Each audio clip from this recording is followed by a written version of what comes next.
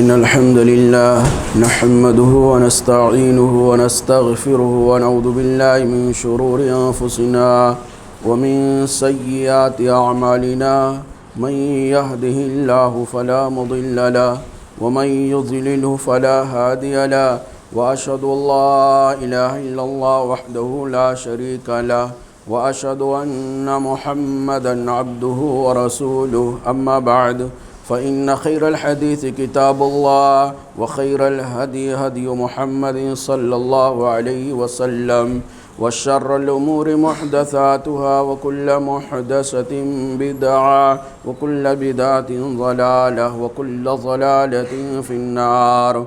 فأعوذ بالله السميع العليم من الشيطان الرجيم من همزه ونفخه ونفثه. بسم الله الرحمن الرحيم. يا أيها الذين آمنوا اتقوا الله حق تقاته ولا تموتن إلا وأنتم مسلمون. يا أيها الناس اتقوا ربكم الذي خلقكم من نفس واحدة وخلق منها زوجها وبث منهما رجالا كثيرا ونساء واتقوا الله الذي تساءلون به والأرحام إن الله كان عليكم رقيبا. يا أيها الذين آمنوا اتقوا الله وقولوا قولا سديدا يصلح لكم أعمالكم ويغفر لكم ذنوبكم ومن يطع الله ورسوله فقد فاز فوزا عظيما. اللهم صل على محمد وعلى آل محمد كما صليت على إبراهيم وعلى آل إبراهيم إنك حميد مجيد. اللهم بارك على محمد وعلى آل محمد كما باركت على إبراهيم وعلى آل إبراهيم إنك حميد مجيد. اللهم انفعني بما علمتني وعلمني ما ينفعني وزدني علما. محترم بزرگوں، قابل احترام اسلامی بھائیوں اور پیارے بچوں، 15 دن پہلے خطبہ جمعہ کے اندر ہماری اور آپ کی زندگی کا مقصد کیا ہے، اس مقصد کو پورا کرنے کے لیے، اس مقصد کو کما حق ادا کرنے کے لیے جماعت کی زندگی یا جماعتی زندگی کتنی اہم ہے، اس پر میں نے روشنی ڈالا تھا. یقیناً جماعت یا جماعتی زندگی یہ ہر انسان کی ضرورت بھی ہے اور اس کی مجبوری بھی ہے. اللہ تعالیٰ نے ہر انسان کو اکیلے پیدا کیا، لیکن اکیلے کوئی زندگی نہ گزار سکتا ہے، نہ اس کو پسند ہے، نہ اکیلے اپنی تمام ضرورتوں کو پورا کر سکتا ہے. اس لیے اسلام نے بہت ہی زیادہ زور دیا ہے جماعتی زندگی گزارنے کا. یہ جماعتی زندگی بنتی کہاں سے، اس کی شروعات کہاں سے ہوتی ہے؟ جیسے ایک نبی کی اتباع اور پیروی کے نتیجے میں ایک امت وجود میں آتی ہے، ایک ملت وجود میں آتی ہے، ایسے ہی ایک امیر، ایک صدر، ایک اہم ذمہ دار، ایک خلیفہ، ایک بادشاہ کی اطاعت و فرمانبرداری کے نتیجے میں ایک جماعت وجود میں آتی ہے. مطلب بغیر امیر کے، بغیر صدر کے جماعت کا کوئی تصور نہیں ہے. نبی صلی اللہ علیہ وسلم نے اس کو اتنا زیادہ زور دیا ہے کہ آپ صلی اللہ علیہ وسلم نے کہا کہ اگر 2-3 لوگ سفر پہ جائیں تو وہاں بھی کسی ایک کو اپنا امیر بنا لیا جائے. اس سے پتہ چل رہا ہے کہ اسلام کے اندر جماعتی زندگی کی اہمیت کیا ہے.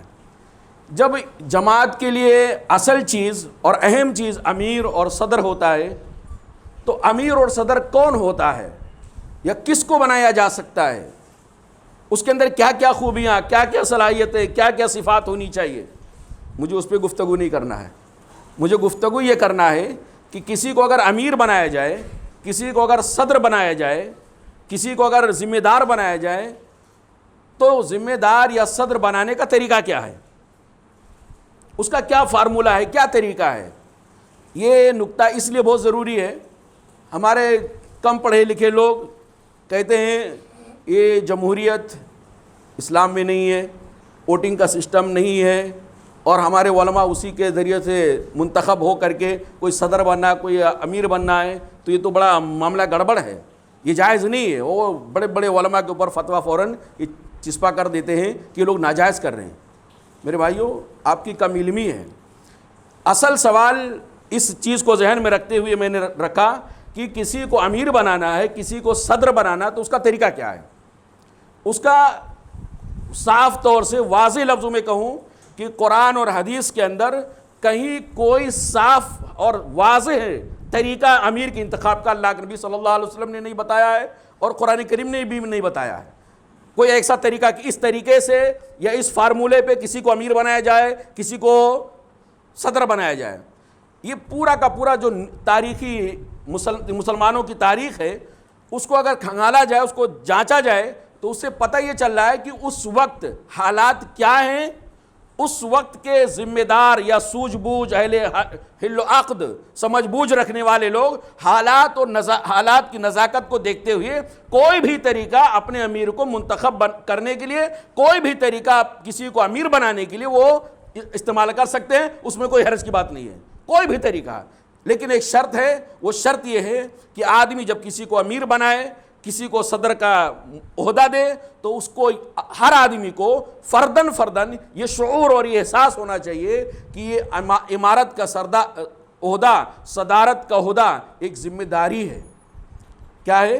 ذمہ داری، اور یہ ذمہ داری گویا ہمارے اور آپ کے کندھوں میں، عوام کے کندھوں پہ، جو تھوڑا سمجھ بوجھ رکھنے والے ہیں، جو کسی کو امیر بنانے جا رہے ہیں، گویا ان کے پاس اللہ رب العالمین کی طرف سے امانت ہے۔ وہ امانت سمجھ کر کے کسی کو امانت کس کے حوالے کر رہے ہیں، امانت داری کا خیال بہت زیادہ ضروری ہے۔ اللہ رب العالمین نے ارشاد فرمایا، ان اللہ یأمرکم ان تؤدوا الامانات الی اہلہا، بے شک اللہ تعالیٰ تم کو حکم دے رہا ہے کہ امانتیں امانت دار لوگوں کے حوالے کیا کرو۔ ان تؤدوا الامانات الی اہلہا، امانتیں امانت دار لوگوں کے حصے میں ڈالا کرو، امانتیں امانت دار لوگوں کے حوالے کیا کرو۔ یعنی گویا عہدہ بھی ایک امانت ہے۔ جیسے آپ کے پاس کوئی 100 روپیہ، 200 روپیہ، 1000، 2000، 50,000 کوئی لا کے آپ کو رکھ دے، تو آپ کے پاس وہ امانت ہے۔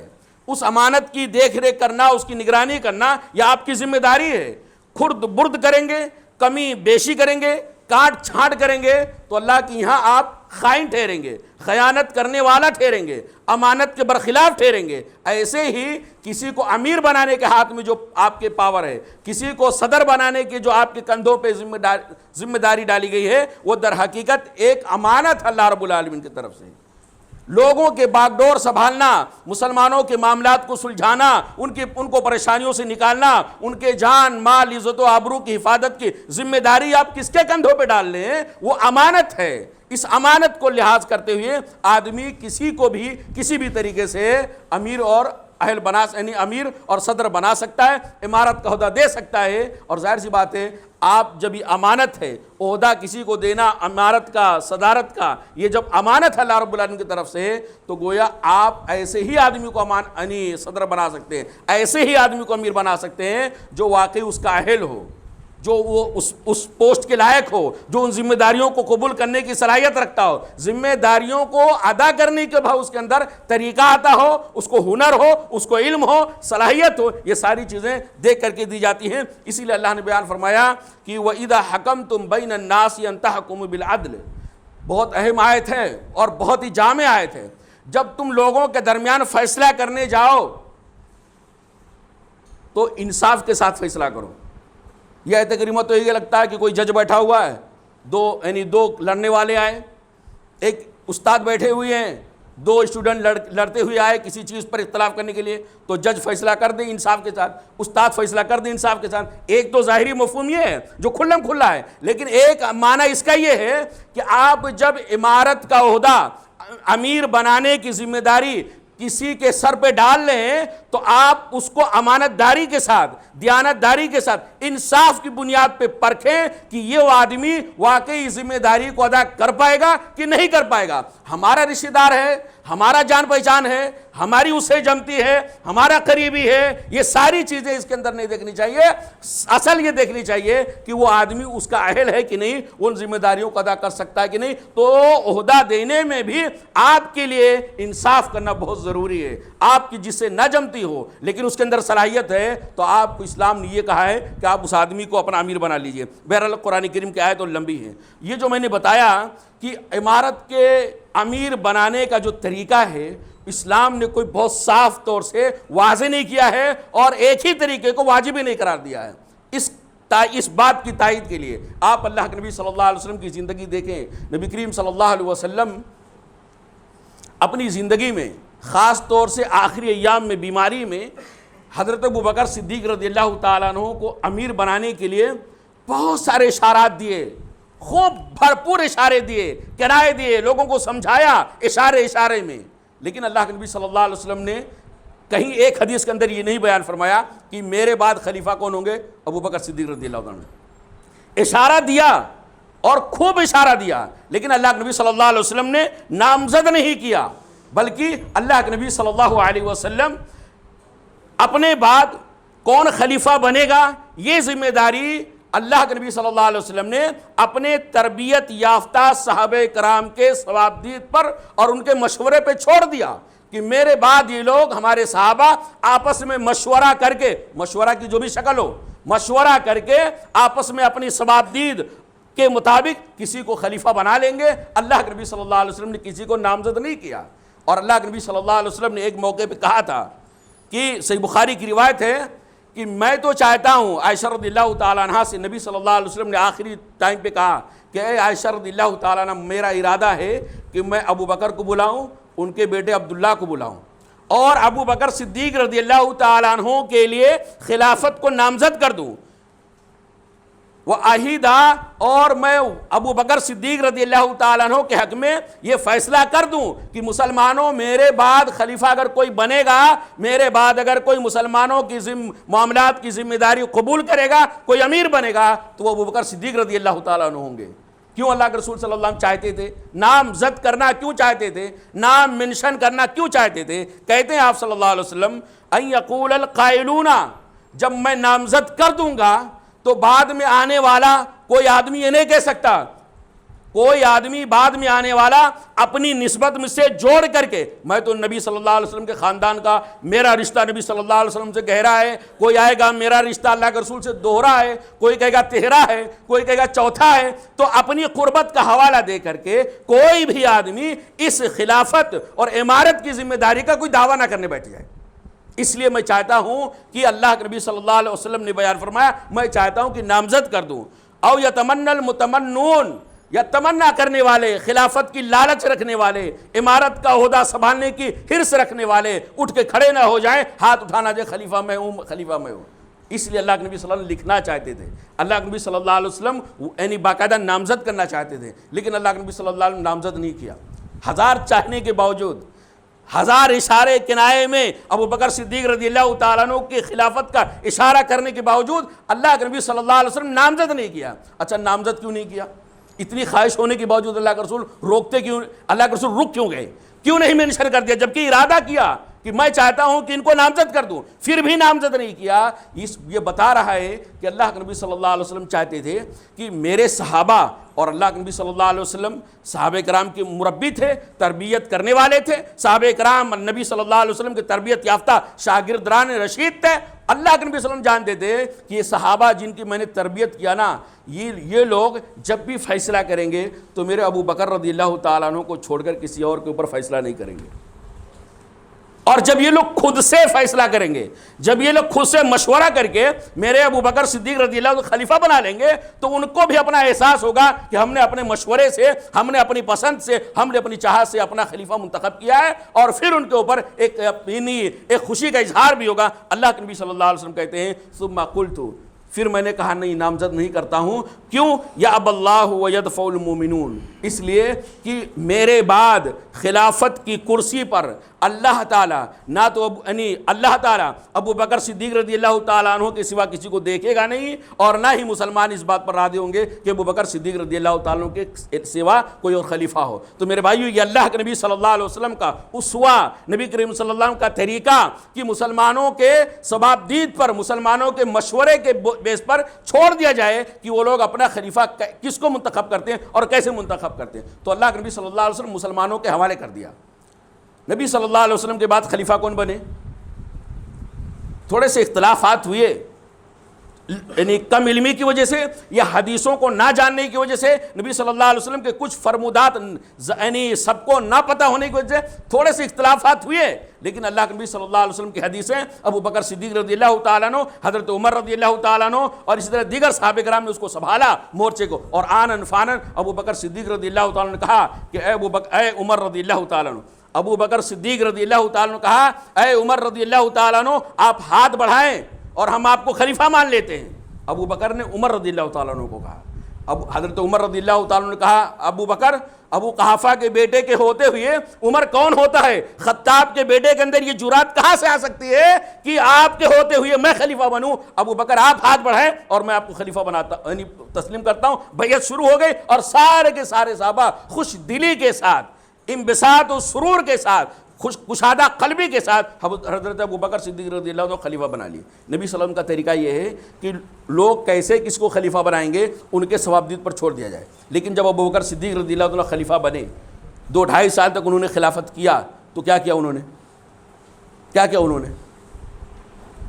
انہوں نے اپنے یعنی آخری ایام میں حضرت عمر رضی اللہ تعالیٰ عنہ کو نامزد کر دیا. میرے بعد خلیفہ حضرت عمر رضی اللہ تعالیٰ عنہ ہوں گے، کٹ ٹو کٹ لکھ کے دے دیا، اور اس کے اندر کوئی ذرہ برابر بھی اختلاف کی گنجائش نہیں ہو سکتی. یعنی اللہ کے نبی صلی اللہ علیہ وسلم نے امیر کے انتخاب کا معاملہ مسلمانوں کے ثوابدید پہ چھوڑ دیا تھا، ان کے رائے مشورے پہ چھوڑ دیا تھا. حضرت ابو بکر صدیق رضی اللہ تعالیٰ عنہ نے باقاعدہ نامزد کر دیا کہ میرے بعد اگر کوئی خلیفہ ہوگا تو کون ہوگا؟ حضرت عمر رضی اللہ تعالیٰ عنہ. میرے بعد اگر کوئی ذمہ دار ہوگا تو حضرت عمر رضی اللہ تعالیٰ عنہ ہوں گے. اللہ، یہ کیسے حضرت ابو بکر صدیق رضی اللہ عنہ نے کیا؟ ایک سوال کا جواب تھا، ایک سوال پیدا ہو رہا تھا کہ آپ نبی صلی اللہ علیہ وسلم کے طریقوں کو کیسے چھوڑ دیے؟ نبی صلی اللہ علیہ وسلم نے آپ کو نامزد نہیں کیا تھا، آپ اپنے بعد حضرت عمر کو نامزد کیسے کر دیے؟ تو حضرت ابو بکر صدیق رضی اللہ تعالیٰ جواب دیتے ہیں کہ میں کل قیامت کے دن اگر اللہ تعالیٰ مجھ سے سوال کرے گا تو میں اس سوال کا جواب دے دوں گا. اللہ تعالیٰ پوچھے گا اے ابو بکر، یار غار رسول، میرے نبی کے جانثار صحابی، تم نے میری نبی کی امت کے معاملات کو کس کے حوالے کر کے آئے؟ میرے نبی کی امت کا خلیفہ امیر کس کو بنا کر آئے؟ تو میں اللہ تعالیٰ سے جواب دے دوں گا. ابو بکر صدیق رضی اللہ عنہ کہتے ہیں میں اللہ تعالیٰ کو جواب دے دوں گا کہ اے اللہ تعالیٰ، تیرے نبی کی امت کا خلیفہ میں اس کو بنا کے آیا ہوں جو تیرے نبی کی امت میں سب سے بہتر ہے، سب سے لائق ہے، سب سے زیادہ خلافت کا حقدار ہے اور سب سے زیادہ ذمہ دار آدمی ہے، اور میں اللہ تعالیٰ سے یہ جواب دے دوں گا. ابو بکر صدیق رضی اللہ تعالیٰ عنہ نے ایسا نہیں کہ وہ جگری دوست تھے، اپنا تھا، پرایا تھا، رشتہ داری تھی، یہ سب نبھا کر کے حضرت عمر رضی اللہ عنہ کو نامزد نہیں کیا تھا. ابو بکر صدیق رضی اللہ تعالیٰ عنہ سے متقی انسان اور کون ہو سکتا ہے؟ اللہ سے ڈرنے والا کون ہو سکتا ہے؟ خشیت للہ، خشیت سے اور اس طرح اخلاص اور خلوص سے بھرپور شخصیت کون ہو سکتا ہے؟ حضرت ابو بکر صدیق رضی اللہ تعالیٰ عنہ کے سامنے اللہ کے نبی صلی اللہ علیہ وسلم کی بہت ساری حدیثیں تھیں، ان حدیثوں کے اندر غور و خوض کیا اور حالات کو سمجھا کہ نبی صلی اللہ علیہ وسلم کی وفات کے ٹائم پہ مسلمانوں کے حالات کیا تھے اور ہمارے وفات کے ٹائم پہ مسلمانوں کے حالات کیا ہیں. کیا میں امت کو ایسے چھوڑ کے چلا جاؤں جیسے اللہ کے نبی صلی اللہ علیہ وسلم چھوڑ کے چلے گئے تھے تو امت 2 گروہوں میں بٹ جائے گی اور بہت بڑا تفرقہ ہوگا. اس لیے حضرت ابو بکر صدیق رضی اللہ تعالیٰ عنہ اللہ کے نبی صلی اللہ علیہ وسلم کی حدیثوں کے اندر غور کیا. انہی حدیثوں میں سے جس میں غور کیا ایک حدیث میں آپ کے سامنے رکھتا ہوں. حضرت ابو بکر صدیق رضی اللہ تعالیٰ عنہ اس حدیث پر غور کیا کہ اللہ کے نبی صلی اللہ علیہ وسلم نے ارشاد فرمایا کہ میں ایک کنویں پہ تھا، کنویں کا مڈیر نہیں تھا اور وہاں پہ ڈول تھا، میں اس کنویں سے ڈول کے ذریعے سے پانی نکال رہا تھا، خوب پانی نکال رہا تھا. اتنے میں دیکھا کہ ابو بکر آگے رضی اللہ تعالیٰ عنہ اور حضرت عمر رضی اللہ تعالیٰ عنہ آگے. یہ صحیح بخاری کی روایت ہے اور صحیح مسلم کے اندر بھی ہے. تو میں ڈول سے پانی نکال رہا تھا کنویں کے اندر سے، اور اس میں اتنی دیر میں حضرت ابوبکر آ گئے، حضرت عمر رضی اللہ تعالیٰ عنہ آ گئے۔ حضرت ابوبکر صدیق رضی اللہ تعالیٰ عنہ میرے ہاتھ سے ڈول لے لیے اور خوب کھینچنے لگے اپنی تیزی کے ساتھ، لیکن حضرت ابوبکر صدیق رضی اللہ تعالیٰ عنہ کے پانی نکالنے میں تھوڑی کمزوری تھی۔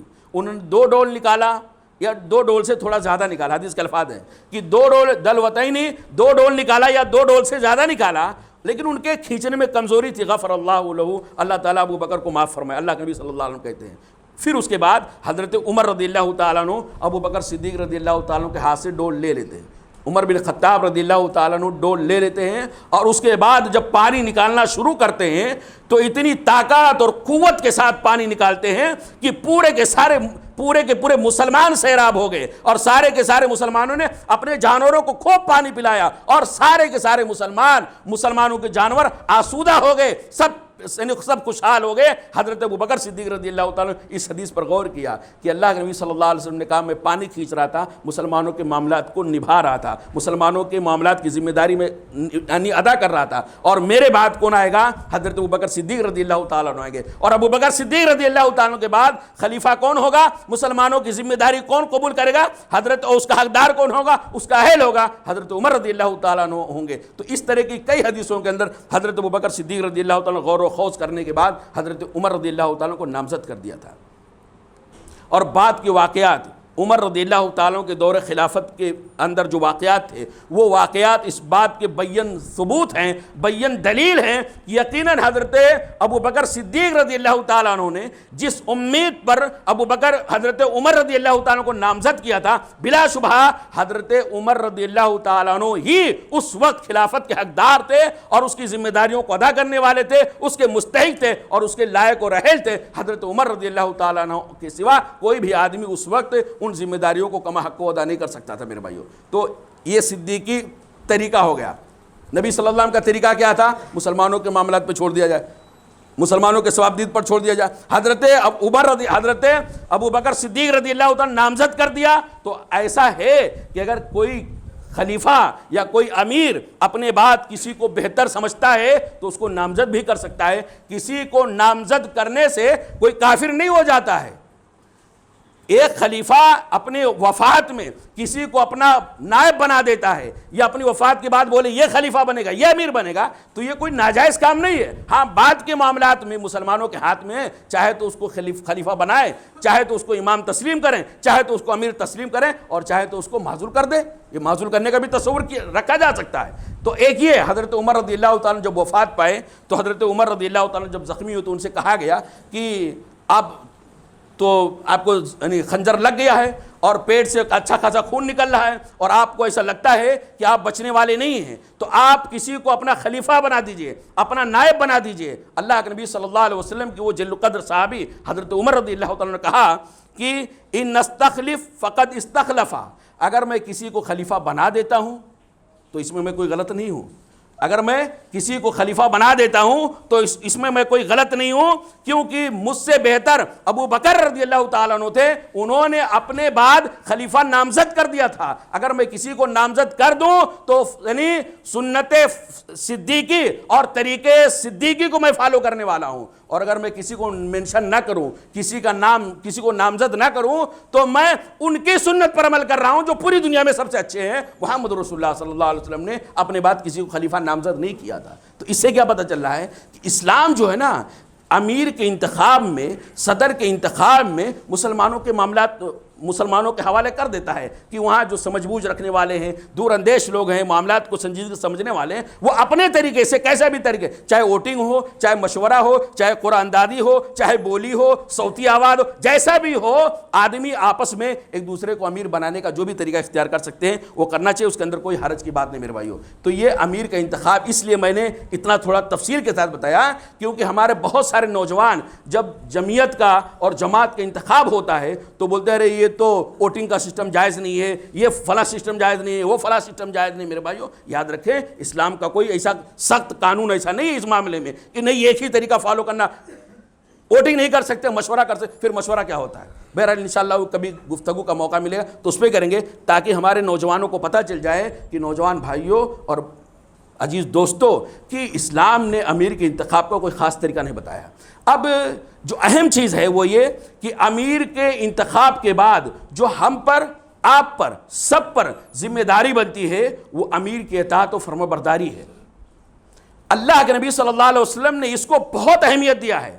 امیر کی اطاعت کے بغیر کوئی بھی قوم ترقی کے ایک بھی قدم کو آگے نہیں بڑھ سکتی ہے۔ سوال ہی نہیں پیدا ہوتا ہے کہ جس قوم کے اندر، جس جماعت کے اندر اس کے امیر کی باتوں کو نہ سنا جائے اور وہ ترقی کے خواب دیکھنے لگے، یہ دور کی بات ہے میرے بھائیو۔ ناممکن ہے کہ امیر کے اطاعت کے بغیر کوئی ترقی کر سکے میرے بھائیو۔ اس لیے اللہ رب العالمین نے اور اس کے رسول صلی اللہ علیہ وسلم نے امیر کے اطاعت پر بہت زیادہ زور دیا ہے۔ اگر میں کہوں تو بیجا نہیں ہوگا کہ جماعت کی جو روح ہوتی ہے، جمعیت کی جو اصل جان ہوتی ہے، وہ امیر کے اطاعت ہوتی ہے۔ امیر کے اطاعت اگر آپ بھی نہیں کریں گے، ہم بھی نہیں کریں گے، یہ بھی نہیں کریں گے، تو پھر امیر کے معنی کچھ نہیں، جماعت ہی کا تصور نہیں ہو جائے گا میرے بھائیوں۔ اور جب اس طرح کی حدیثیں امیر کے اطاعت کے بارے میں بتائی جاتی ہیں تو ہمارے نوجوان بولتے ہیں وہ تو خلیفہ کے بارے میں ہے، ہمارے اپنے امیر کے بارے میں تھوڑی ہے۔ جمعیت کے امیر ہیں، ضلعی جمعیت کے، مرکزی جمعیت کے، ضلعی اور اسی طرح علاقائی جمعیت کے، اور پھر مسجد کے اندر جو امیر ہوتے ہیں، پھر اور دیگر اداروں کے اندر جو ہوتے ہیں، تو وہ جو حدیثیں ہیں نا اطاعت والی ہم کو پڑھانے لگ جاتے ہیں، ہم جیسے طالبان علوم نبویہ کو پڑھانے لگ جاتے ہیں کہ یہ اس طرح کی حدیثیں نا صرف خلیفہ کے لیے میرے بھائیوں۔ لیکن یہ صرف خلیفہ کے لیے نہیں ہے۔ آپ خود سوچیں، جب آپ چھوٹے لیول پہ ایک امیر کے اطاعت کا جذبہ نہیں رکھتے ہیں، آپ ایک چھوٹے سے لیول پہ ایک امیر کے اطاعت کا جذبہ نہیں رکھتے ہیں، تو آپ سے کیسے امید کی جا سکتی ہے خلیفہ کی اطاعت کریں گے؟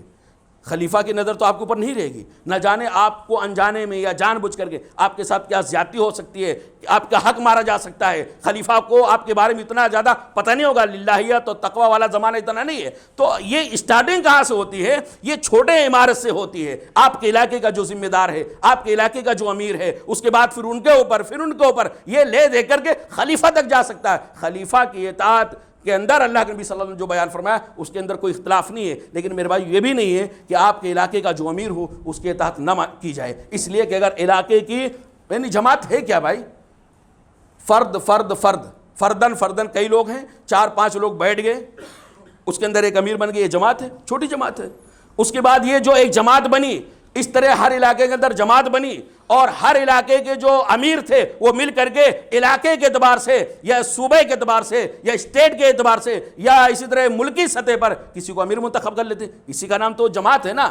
یعنی اینٹ سے اینٹ بن کر کے ایک گھر بنتا ہے، اینٹ ملتا ہے تو ایک گھر بنتا ہے، قطرہ قطرہ ملتا ہے تو سمندر بنتا ہے۔ لیکن ہر آدمی بولے نہیں ہم تو کسی کو سننے والے نہیں ہیں، تو میرے بھائیوں پھر یاد رکھیے گا یہ جماعتی زندگی نہیں ہوگی، یہ کفریہ زندگی ہوگی، یہ جاہلیت والی زندگی ہوگی۔ دیکھیے امیر کے اطاعت کتنا زیادہ ضروری ہے۔ اللہ رب العالمین نے بہت ساری حدیثیں اور بہت ساری اللہ رب العالمین کے قرآن کریم کی آیتیں آپ امیر کے اطاعت کی اہمیت اس بات سے لگائیں کہ اللہ رب العالمین نے قرآن کریم کے اندر جہاں اپنی اطاعت کا حکم دیا، لوگوں میری اطاعت کرو، اور وہیں فوراً اللہ رب العالمین نے اپنے نبی صلی اللہ علیہ وسلم کی اطاعت کا حکم دیا ہے، اپنے نبی صلی اللہ علیہ وسلم کی فرما برداری کا حکم دیا ہے، فوراً اللہ رب العالمین نے امیر کی اطاعت کی بھی ذمہ داری مسلمانوں کے کندھوں پہ ڈالا ہے اور حکم دیا ہے۔ یعنی اللہ کی اطاعت، رسول کی اطاعت اور اسی طرح اپنے امیر کے اطاعت، یہ تینوں اطاعتیں اللہ تعالیٰ نے ایک ہی ساتھ میں ایک ہی آیت میں اللہ تعالیٰ نے جمع کر دیا ہے۔ کہا اللہ رب العالمین نے یا ایھا الذین آمنوا، اے وہ لوگوں جو ایمان لائے، ایمان کا تقاضا ہے، ایمان کا تقاضا ہے جو آگے کا حکم دیا جا رہا ہے۔ یا ایھا الذین آمنوا، اے وہ لوگوں جو ایمان لائے ہو، اطیعوا اللہ واطیعوا الرسول، اللہ کی اطاعت کرو، رسول کی اطاعت کرو، وَأُولِي الْأَمْرِ مِنْكُمْ، اور تم میں سے جو صاحب معاملہ ہیں، جو تمہارے امیر ہیں، جو تمہارے صدر ہیں، ان کی بھی بات مانو۔ اب اس کو کوئی اندر تعویل کی گنجائش نہیں ہے، آیت میں پورا نہیں پڑھنا چاہتا۔ اللہ کے نبی صلی اللہ علیہ وسلم نے کیا کہا امیر کی اطاعت سے متعلق؟ پیارے نبی جناب محمد رسول اللہ صلی اللہ علیہ وسلم نے کیا کہا؟ ایسا نہیں کریں گے تو بھی چلے گا، نہیں کریں گے تو بھی چلے گا، نافرمانی۔ دیکھیے نبی صلی اللہ علیہ وسلم کے الفاظ سنیں، من اطاعنی فقد اطاع اللہ، جس نے میری بات مانا اس نے اللہ کی بات مانا، کیونکہ دونوں کی باتوں کے اندر کوئی تضاد نہیں ہے، کوئی فرق نہیں ہے۔ محمد صلی اللہ علیہ وسلم جو بولتے ہیں وہ اللہ کی طرف سے بولنے پر ہی بولتے ہیں، نبی صلی اللہ علیہ وسلم جو منع کرتے ہیں اللہ کے منع کرنے پر ہی منع کرتے ہیں۔ اس لیے اللہ کے نبی صلی اللہ علیہ وسلم نے کہا من اطاعنی فقد اطاع اللہ، جس نے میری بات مانا اس نے اللہ کی بات مانا۔ ومن عصانی فقد عصى اللہ، اور جس نے میری بات کاٹ دیا، جس نے میری نافرمانی کیا، اس نے اللہ کی نافرمانی کیا، اس نے اللہ کی بات کاٹ دیا۔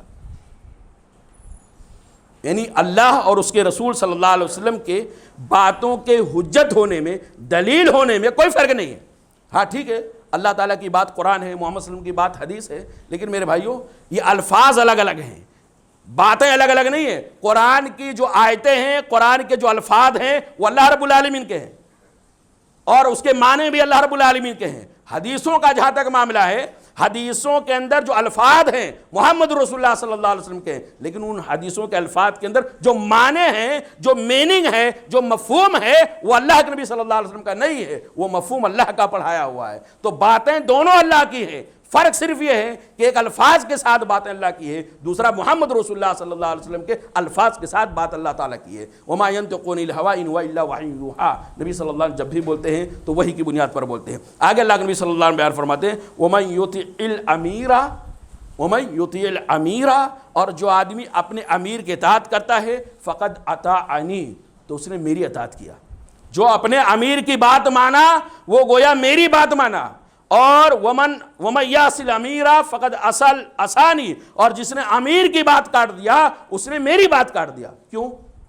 ایسا کیسے ہو سکتا؟ جو امیر کی بات مانے گا وہ اللہ کے نبی صلی اللہ علیہ وسلم کی بات مانے گا، ایسا ہے؟ ہاں ایسے ہی ہے۔ جو اللہ کے نبی جو امیر کی بات کاٹ دے گا، جو امیر کی نافرمانی کرے گا، وہ نبی صلی اللہ علیہ وسلم کی نافرمانی کرے گا، ایسا ہے؟ ہاں ایسے ہی ہے۔ اس لیے کہ امیر کی اطاعت کا حکم کس نے دیا ہے؟ امیر کی اطاعت کا حکم کس نے دیا ہے؟ امیر کے اطاعت کا سبق کس نے پڑھایا ہے؟ اللہ کے نبی صلی اللہ علیہ وسلم پڑھایا ہے کہ اپنے امیر کے اطاعت کرو۔ اگر آپ امیر کے اطاعت نہیں کر رہے تو کس کی بات کاٹ رہے ہیں؟ اللہ کے نبی صلی اللہ علیہ وسلم کی بات کاٹ رہے ہیں، اور اللہ کے نبی صلی اللہ علیہ وسلم کی بات کاٹنے والوں کا انجام آپ بہت اچھے سے جانتے ہیں۔ اللہ کے نبی صلی اللہ علیہ وسلم نے دیکھیں امیر کی اطاعت کتنا زیادہ ضروری ہے۔ اللہ کے نبی صلی اللہ علیہ وسلم بیان فرماتے ہیں اسمعوا واطیعوا، لوگوں اپنے امیر کی باتوں کو سنو اور ان کی باتوں پر عمل کرو، ان کی اطاعت کرو، غور سے سنو امیر کیا کہہ رہا ہے، امیر کی باتوں کو سنو، امیر کی باتوں پر عمل کرو۔ وَإِنِ اسْتُعْمِلَ عَلَيْكُمْ عَبْدٌ حَبَشِيٌّ، چاہے تمہارے اوپر امیر کوئی کالا کلوٹا غلام ہی کیوں نہ بنا دیا جائے۔ ایک حدیث کے اندر اللہ کے نبی صلی اللہ علیہ وسلم نے کہا چاہے تمہارا جو امیر ہے، جس کو امیر بنایا گیا ہے، جس کو خلیفہ بنایا گیا ہے، وہ کان کا کٹا ہو، وہ ناک کا کٹا ہو، اور اس حدیث کے اندر ہے کان نوراسو زبیبتن، چاہے وہ حبشی غلام، کالا کلوٹا غلام ایسا ہو جس کا سر انگور کے جیسا ہو، یعنی چھوٹا سا سر ہو، تب بھی اس کے اندر وہ بظاہر دیکھنے کے اعتبار سے عیب ہے، ظاہری خلقت کے اعتبار سے عیب ہو سکتا ہے، لیکن وہ اس کو امیر بنایا گیا ہے۔ تو آپ اس کے اندر عیب دیکھ کر کے، اس کے ناک کے کٹے ہونے کو، اس کے کان کے کٹے ہونے کو، اس کے سر کے چھوٹے ہونے کو، اس کے کلر کو دیکھ کے بنیاد پر آپ یہ نہیں کہہ سکتے کہ آپ ہمارے امارت کے لائق نہیں ہیں، ہم آپ کی بات نہیں مانیں گے۔ اللہ کے نبی صلی اللہ علیہ وسلم تاکید حکم دیا ہے۔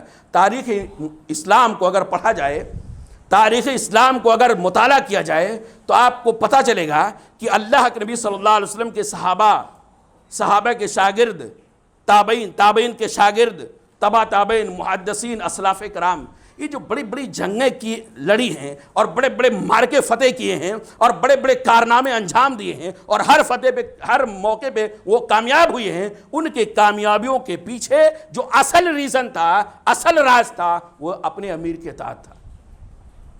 یہ نہیں دیکھنا ہے میری عمر تو بڑی ہے، میں تو زیادہ ایکسپیرینس والا ہوں، میں مال والا ہوں، میں دولت والا ہوں، میں شہرت والا ہوں، میرے ہاتھ میں اتنے سارے لوگ ہیں، تو میں فلاں آدمی کی بات کیسے مان لوں؟ میری عمر 70 سال ہے، یہ امیر جس کو بنایا گیا 25 سال کا بنایا گیا، کیسے مان لوں؟ یہ اگر جذبہ آیا، یہ اگر خیال آیا تو یہ شیطانی خیال ہے کہ میں اپنے سے چھوٹے آدمی کو امیر کیسے تسلیم کر لوں اور اس کی امارت میں، اس کی اطاعت میں کیسے کر لوں۔ یہ کبھی میرے بھائیوں اسلامی سوچ نہیں ہو سکتا۔ آپ دیکھیں نبی صلی اللہ علیہ وسلم نے اپنی زندگی کا سب سے آخری لشکر جو تیار کیا تھا، حضرت اسامہ رضی اللہ تعالیٰ کو سردار بنایا تھا۔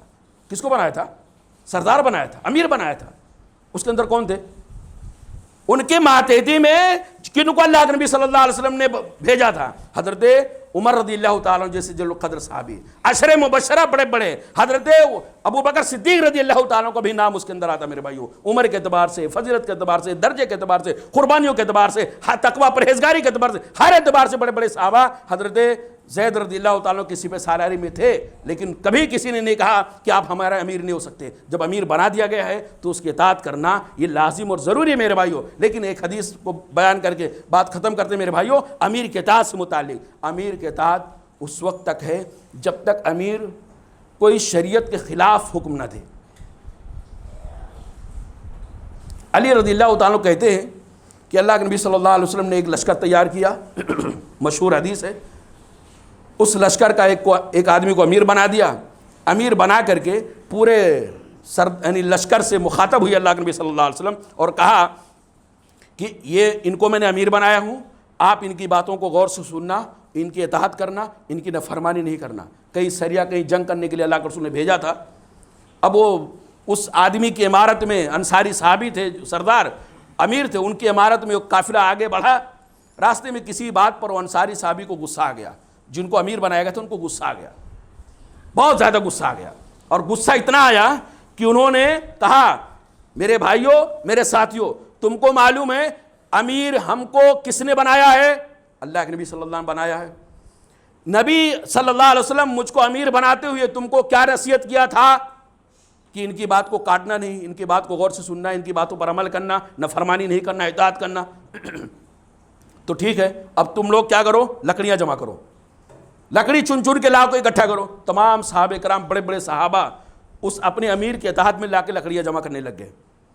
پھر امیر نے کہا ان کو آگ لگا دو، بخاری کی روایت ہے، امیر نے کہا ان جمع شدہ لکڑیوں پہ آگ لگا دیا جائے۔ صحابہ کرام نے اس کو آگ لگا دیا لکڑیوں پہ۔ جب آگ بھڑکی، لکڑیاں شعلہ زن ہونے لگی، تو اس امیر نے کہا ادخلوہا، کود جاؤ سارے لوگ اس کے اندر، ادخلوہا، سارے کے سارے لوگ اس آگ میں کود پڑو۔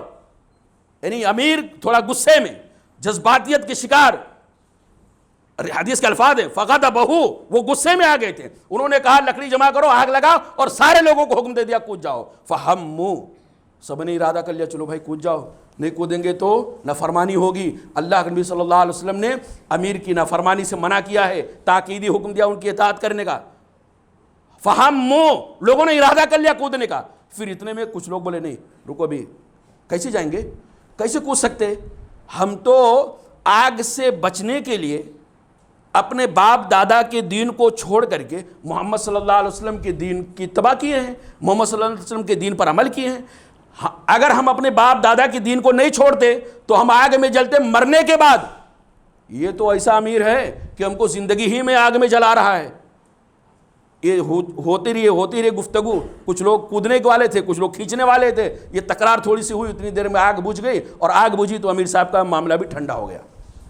نبی یعنی جس کو امیر اللہ کے نبی نے بنایا تھا ان کا غصہ ٹھنڈا ہو گیا۔ اللہ کے نبی صلی اللہ علیہ وسلم کے پاس یہ لوگ واپس آئے، مدینہ پہنچے تو اللہ کے نبی صلی اللہ علیہ وسلم سے لوگوں نے تذکرہ کیا، تو اللہ کے نبی صلی اللہ علیہ وسلم نے کہا لو دخلوها ما خرجوا منها الى یوم القیامہ، اگر کود جاتے نا تو جب تک قیامت نہیں قائم، جب تک آگ ہی میں جلتے، خودکشی کرتے۔ خودکشی کرنے والوں کو کیا سزا ہوتی معلوم ہے نا، کہ جب تک قیامت قائم نہیں ہو جاتی، جب تک جس کے ذریعے سے مرا ہے، اپنی جان جوکھوں میں ڈالا، اسی کے ذریعے سے اس کو سزا دی جائے گی۔ نبی صلی اللہ علیہ وسلم کے الفاظ ہیں بخاری کے، لو دخلوها، اگر وہ لوگ اس آگ کے اندر داخل ہو جاتے، ما خرجوا منها الى یوم القیامہ، قیامت کی صبح تک اسی آگ میں جلتے رہتے۔ سنو میرے صحابہ، ہم نے اب تم کو اپنے امیر کی اطاعت کا حکم دیا ہے، لیکن الطاعۃ فی المعروف، اطاعت و فرمانبرداری نیک کاموں میں ہوگی، خلاف شرع کاموں میں، شریعت کی مخالفت کا اگر کوئی امیر حکم دے تو اس کی بات نہیں مانی جائے گی۔ تو میرے بھائیو، عرض کرنے کا مطلب یہ ہے، آج کے جمعہ کے خطبے کا عنوان اور جو لب لباب ہے، خلاصہ وہ یہ کہ میرے بھائیو، امیر کے انتخاب میں جو بھی جائز طریقہ ہو سکتا ہے، اس وقت کے دور اندیش لوگ، یعنی اہل حل و عقد لوگ بیٹھ کر کے مشورہ کریں گے کہ کس کو امیر بنانا، کیسے بنانا، اس کا طریقہ کچھ بھی ہو سکتا ہے جو جائز ہے۔ اللہ کے نبی صلی اللہ علیہ وسلم، ابو بکر صدیق رضی اللہ تعالیٰ، حضرت عمر رضی اللہ تعالیٰ عنہ کے کردار سے میں نے وہ آپ کے سامنے رکھا۔ اور دوسری چیز یہ کہ امیر کی اطاعت کرنا یہ کسی جماعت کی کامیابی کی ریڑھ کی ہڈی ہے۔ بغیر امیر کے اطاعت کے کوئی بھی جماعت، کوئی بھی جمعیت، کوئی بھی قوم کامیاب نہیں ہو سکتی میرے بھائی۔ ہر آدمی سوچے گا میں ہی سب سے سمجھدار، میں ہی سب سے عقل مند، میں ہی سب سے زیادہ دور اندیش، تو پھر وہ جماعت نہیں ہے۔ وہ جماعت نام کی جماعت ہو سکتی ہے، لیکن ذرہ برابر بھی اس سے خیر کی امید نہیں میرے بھائیو۔ اللہ کے نبی صلی اللہ علیہ وسلم نے حکم دیا ہے کہ اپنے امیر کی اطاعت کرنا لازم، ضروری، واجب ہے، جب تک وہ امیر آپ کو کھلا خلاف شرع کاموں کا حکم نہیں دیتا ہے، جب تک آپ کی اطاعت، امیر کی اطاعت کرنا آپ کے اوپر، ہمارے اوپر، سب کے اوپر واجب اور ضروری ہے۔ رب العالمین سے دعا ہے کہ اللہ تعالی ہم تمام بھائیوں کو جماعتی زندگی کو سمجھنے کی، اس کی اہمیت کو جاننے کی، اور جماعتی زندگی اللہ تعالی ہمیں اختیار کرنے کی توفیق عطا فرمائے۔ جاہلیت کی زندگی سے اللہ تعالی ہم سب کو بچائے۔ اپنا جو امیر ہو، جو بھی ہو، جس کو بھی اہل حل و عقد بنا دے، اللہ تعالی ہمیں اپنے امیر کی اطاعت و فرمانبرداری کرنے کی توفیق عطا فرمائے، اور اس امیر کی اطاعت میں اللہ تعالی ہمارے زندگی کا جو مقصد ہے، اللہ کی عبادت کی طرف لوگوں کو دعوت دینا، اس مشن میں، اس مقصد میں اللہ تعالی ہمیں اپنے امیر کی اطاعت و فرمانبرداری میں کامیابی کے منازل طے کرنے کی توفیق عطا فرمائے۔ آمین۔ اقول قولی ھذا استغفر اللہ لی ولکم ولسائر المسلمین فاستغفروہ هو الغفور الرحیم۔ وما أرسلناك إلا رحمة للعالمين